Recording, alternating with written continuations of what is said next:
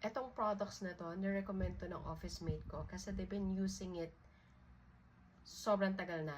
So, initially, ito yung nirecommend nila sa akin. So, this is Bremod Performance Premium Series 10-in-1 Hair Cream Serum. So, syempre, mukhang magaganda yung mga products and naghahanap na din naman ako ng hair shampoo and conditioner na po pwede kong gamitin sa hair ko. Kasi sobrang wala na akong makita talaga na makakatulong sa akin.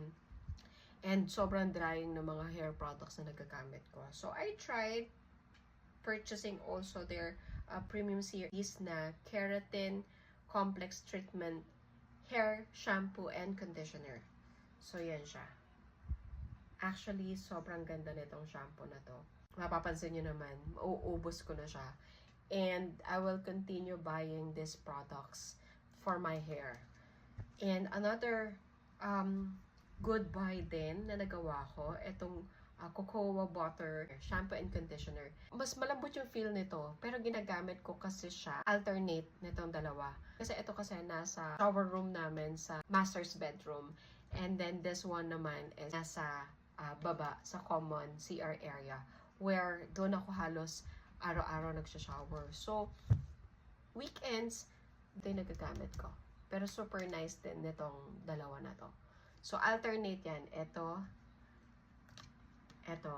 So, pag medyo nafe-feel ko na parang, kailangan natin ng bagong hair shampoo and conditioner for the week, alternate ko lang sila.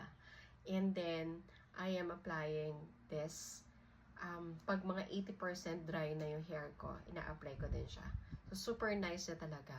Sobrang gaan ng feel kapag hinawakan mo yung hair mo, hindi siya madulas siya, hindi siya katulad ng ibang shampoo na parang sobrang dry. Super gusto ko to.